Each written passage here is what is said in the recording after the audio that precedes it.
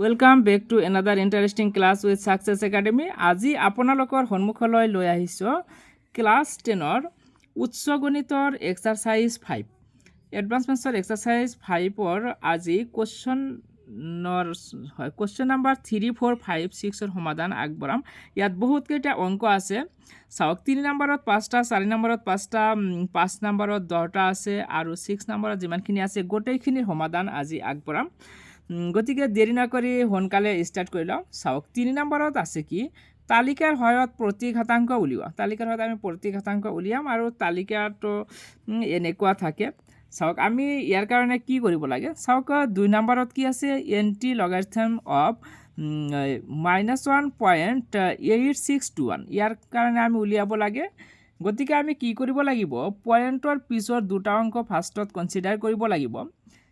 তালিকাত চাওক পয়েন্টৰ পিছত দুটা অংক ইয়াত কি আছে 86.86।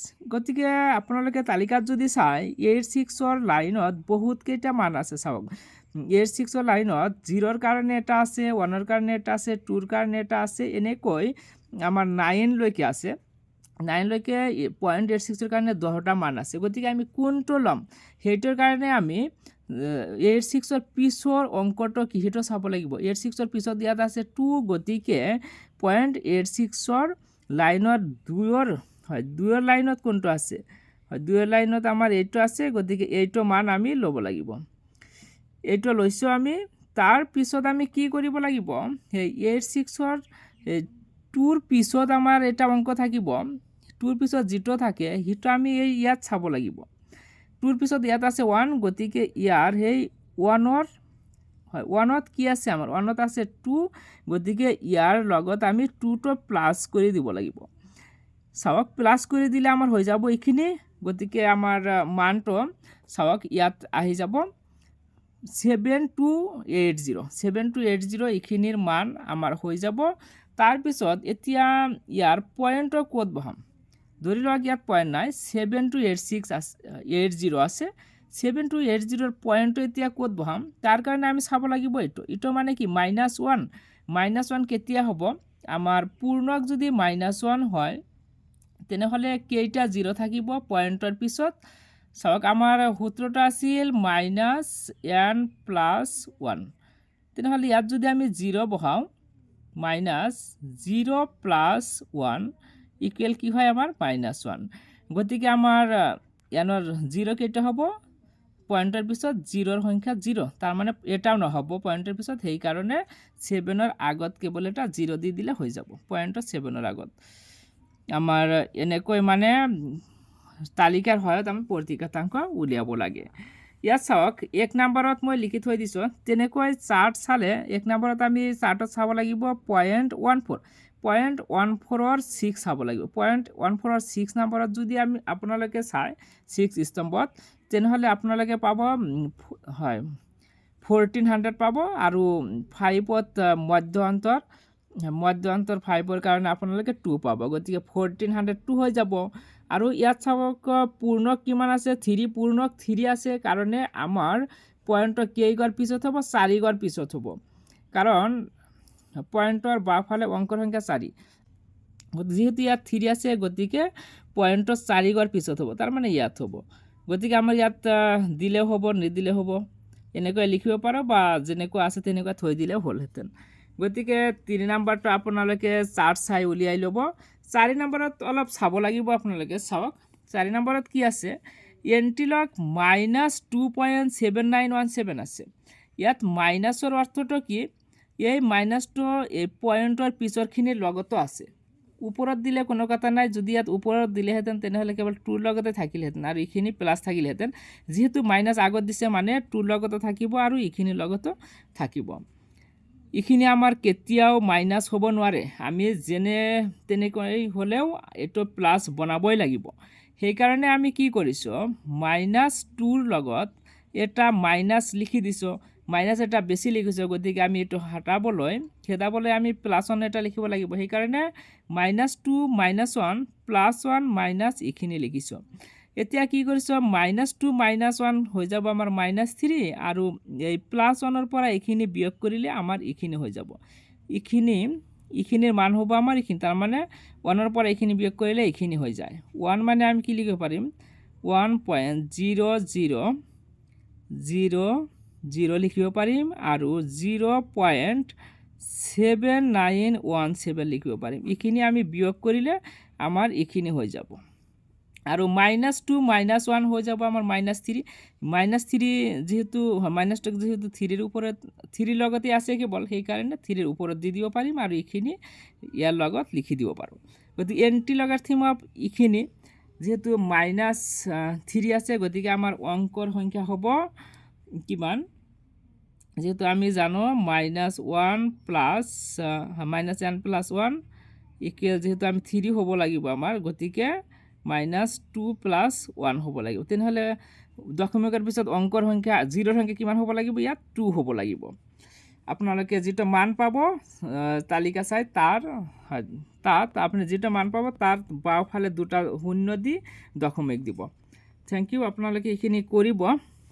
এতিয়া অংক 4 নম্বৰলৈ আহি যাওক। চাওক 4 নম্বৰত আছে কি আমাৰ log 2 log 3 log 5ৰ মান আমাক দিয়া আছে। আমি উলিয়াব লাগে log 0.002ৰ মান উলিয়াব লাগে।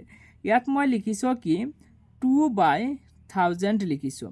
চাওক ইয়াত যেহেতু যেতিয়া 2 লিখিম মানে কি পইণ্টত 3 ঘৰ সোঁফালে যাব, 3 ঘৰ সোঁফালে যাব মানে তলত আমি 1ৰ পিছত 3টা শূন্য দিব লাগিব, তাৰমানে 1000 হৈ যাব। এতিয়া এইটোৰ পৰা লিখিব পাৰিম log 2 মাইনাছ এইটো যেহেতু তলত আছে গতিকে -log 1000 লিখিব পাৰিম। তাৰপিছত log 2ৰ মান বহাই দিছোঁ, log 2ৰ মান ইয়াত আছে চাওক, log 2ৰ মান ইমান আছে, log 2ৰ মান ইমান বহাই দিছোঁ মাইনাছ log 1ৰ পিছত যেহেতু 3টা শূন্য আছে গতিকে ডাইৰেক্ট এইখিনিৰ মান 3 হৈ যাব। তাৰপিছত চাওক -3 আৰু এইখিনি লিখি দিব পাৰিম 3ৰ ওপৰত বাৰ পইণ্ট এইখিনি, যেহেতু -টো কেৱল 3ৰ লগতেই আছে গতিকে 3 বাৰ পইণ্ট এইখিনি লিখি দিব পাৰোঁ। আমাৰ 1 নম্বৰ হৈ গ'ল। এতিয়া 2 নম্বৰত চাওক 25ৰ ভেলুটো ইয়াত দিয়া নাই, আমাক দিয়া আছে ইয়াত কেৱল 2 আৰু 5ৰ মান, গতিকে আমি 25ক এনেকৈ যদি লিখোঁ 5 পাৱাৰ 2 তেনেহ'লে ইয়াত 2 আৰু 5 থাকি গ'ল, আমি 2 5ৰ মান বহাই দিলে হৈ যাব। log 5 পাৱাৰ 2 মানে লিখিব পাৰিম 2 log 5। এতিয়া 2 into log 5ৰ মান বহাই দিছোঁ, log 5ৰ মান ইমান, তাৰপিছত ইমান তাৰমানে দিয়া আছে তাত। এতিয়া 2ৰে এইখিনি পূৰণ কৰি দিলে আমাৰ এইখিনি হৈ যাব। 2 নম্বৰ কমপ্লিট। আপোনালোকে এনেকৈ কৰিব পাৰে। চাওক 1 নম্বৰটো তলত ইয়াত 1000 দিছিলোঁ, এনেকৈ নিদি আপোনালোকে 2 into 10 পাৱাৰ -3 দিব পাৰে। যেহেতু 3 ঘৰ সোঁফালে যাম, সোঁফালে গ'লে পাৱাৰত মাইনাছ আহি যায়, গতিকে -3 প্লাছ log 2 লিখিব পাৰে। -3 প্লাছ log 2ৰ মান ইয়াত বহাই দিলে আমি ইমানেই পাম। এতিয়া চাওক 3 নম্বৰত আছে কি log 7.2। log 7.2 মানে আমি যেতিয়া ইয়াৰ পইণ্টটো উঠাই দিম তেতিয়া পইণ্ট উঠাই দিয়া মানে কি 1 ঘৰ সোঁফালে যাব, 1 ঘৰ সোঁফালে যাব মানে 10ৰ ওপৰত মাইনাছ আহি যাব, -1 আহি যাব। গতিকে এনেকুৱা থাকিলে লিখিব পাৰিম -1 প্লাছ log 72। log 72ক আমি লিখিব পাৰিম 8 into 9, 8ৰ ঠাইত লিখিব পাৰোঁ 2 পাৱাৰ 3, কাৰণ 2 পাৱাৰ 3 মানে আমাৰ 8 আৰু 9ৰ ঠাইত লিখিব পাৰিম 3 পাৱাৰ 2, 3 পাৱাৰ 2 মানে 9।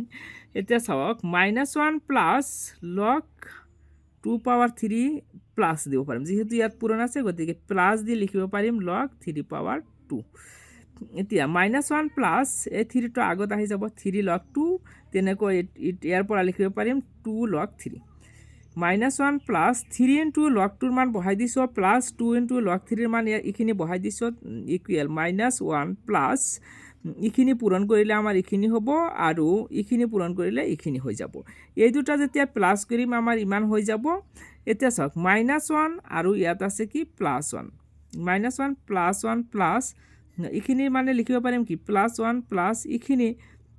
এতিয়া -1 + 1 কেঞ্চেল গৈ থাকিব কেৱল আমাৰ এইখিনি লিখি দিছোঁ, হৈ গৈছে আমাৰ 3 নম্বৰৰ সলিউশ্যন। এতিয়া 4 নম্বৰত ইয়াত আছে কি চাওক log 300 মানে লিখিব পাৰিম 3 into 100, তাৰপিছত log 3 প্লাছ ইয়াত যেহেতু ইনটু আছে গতিকে প্লাছ 100 লিখিব পাৰিম বা 10 পাৱাৰ 2 লিখিব পাৰিম 10 পাৱাৰ 2 লিখিলে 2 তো ইয়াত আহি যাব প্লাছ log 3 লিখিব পাৰিম 2 প্লাছ log 3 ৰ মান ইয়াত বহাই দিছো গতিকে আমাৰ 2 পইণ্ট ইখিনি হৈ যাব তাৰপিছত 5 নম্বৰ 4 ৰ লাষ্ট অংকটো 5 নম্বৰত ইয়াত আছে কি log 0.15 এতিয়া 0.15 ৰ মানটো আমাৰ নাই আমাৰ আছে 2 আৰু 3 ৰ মান গতিকে এটা আমি যেতিয়া 15 বনাম তেতিয়া 3 * 5 লিখিব পাৰিম 3 আৰু 5 ৰ মান আছে সেইকাৰণে আমি এটো 15 যেতিয়া লিখিম তেতিয়া পয়েন্টৰ 2 গৰ হফালে যাব 2 গৰ হফালে যাব মানে 10 টু দি পাৱাৰ -2 হৈ যাব 10 টু দি পাৱাৰ -2 মানে -2 প্লাস log 15 ৰ ঠাইত লিখিছো 3 * 5 -2 প্লাস log 3 প্লাস log 5 হৈ যাব ইয়াত ইনটু আছে গতিকে ইয়াত প্লাস হৈ যাব -2 প্লাস log 3 ৰ মান বহাই দিছো আৰু log 5 ৰ মান বহাই দিছো গতিকে -2 প্লাস ইখিনি এড কৰি দিলে আমাৰ ইখিনি আহি যাব ইয়াত চাওক -2 আছে আৰু ইয়াত +1 আছে -2 +1 হৈ যাব আমাৰ -1 আৰু ইখিনি থাকিব -1 তো আমি এনেকৈ লিখিব লাগে পয়েন্ট ইখিনি আমাৰ 5 নাম্বাৰ মানে 4 নাম্বাৰ কমপ্লিট হৈ গল এতিয়া আগবাৰ 5 নাম্বাৰত ইয়াত কি কৈছে চাওক 5 নাম্বাৰত ইয়াত দিছে তলৰ সংখ্যাবোৰত কেইটাকৈ অংক আছে নিৰ্ণয় কৰা ইয়াত আমাৰ কেইটাকৈ অংক হয় চাওক 1 নাম্বাৰত কি দিছে 2 পাৱাৰ 20 এই সংখ্যাটোত কিমানটা অংক আছে হেটো নিৰ্ণয় কৰিব দিছে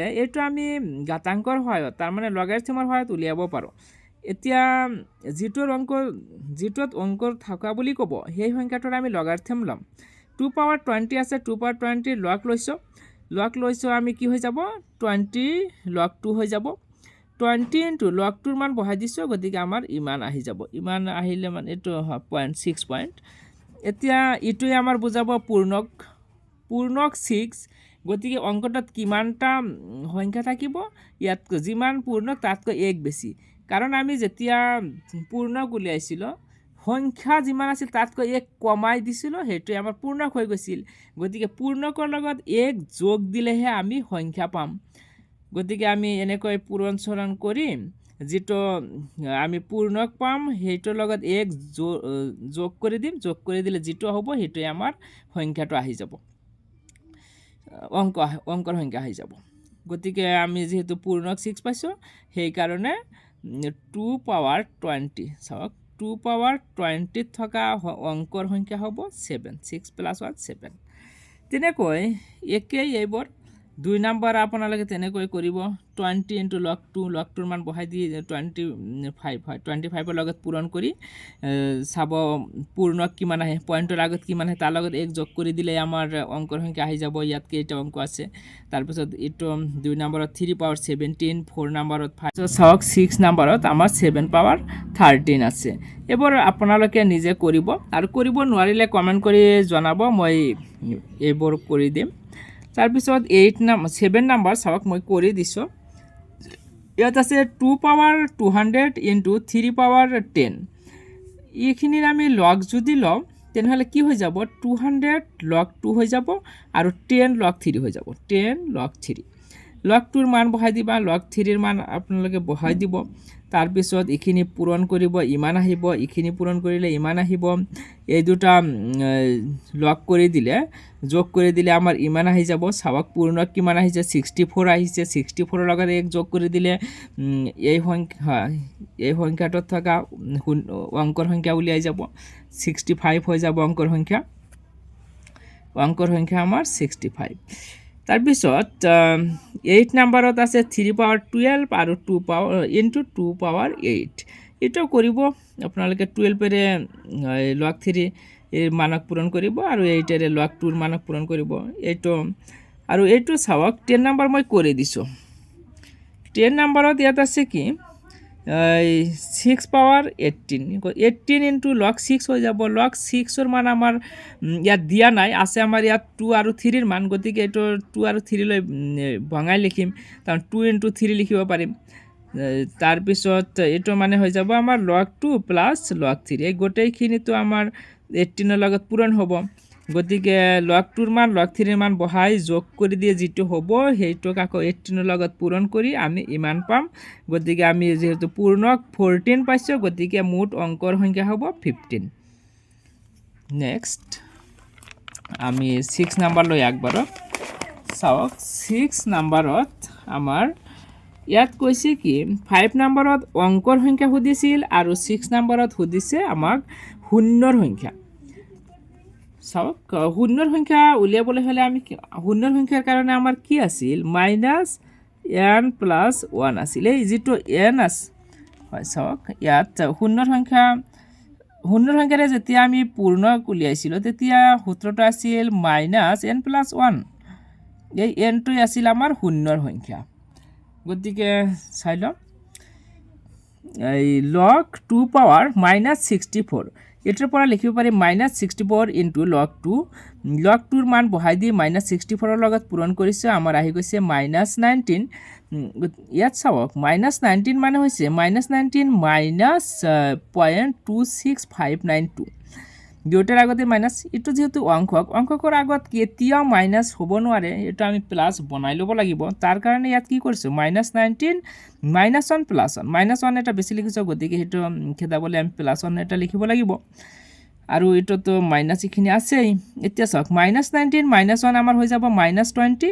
তাৰপিছত প্লাছ এই -1ৰ পৰা এইখিনি আমি বিয়োগ কৰি দিলে আমাৰ হৈ যাব এইখিনি। গতিকে এতিয়া মাইনাছটো কেৱল 20ৰ আগত আছে, সেইকাৰণে 20ৰ ওপৰত এনেকৈ দি পইণ্ট এইখিনি লিখিব পাৰিম। এতিয়া চাওক পূৰ্ণক আমাৰ কিমান আহি গ'ল, পূৰ্ণক আহি গৈছে পূৰ্ণক আহিছে -20। গতিকে আমাৰ -20ৰ পৰা 1 বাদ দিব লাগিব। ইয়াত চাওক 1 বাদ দিলে যিমান আহিব সেইটোৱে হ'ব আমাৰ শূন্যৰ সংখ্যা। কাৰণ ইয়াত চাওক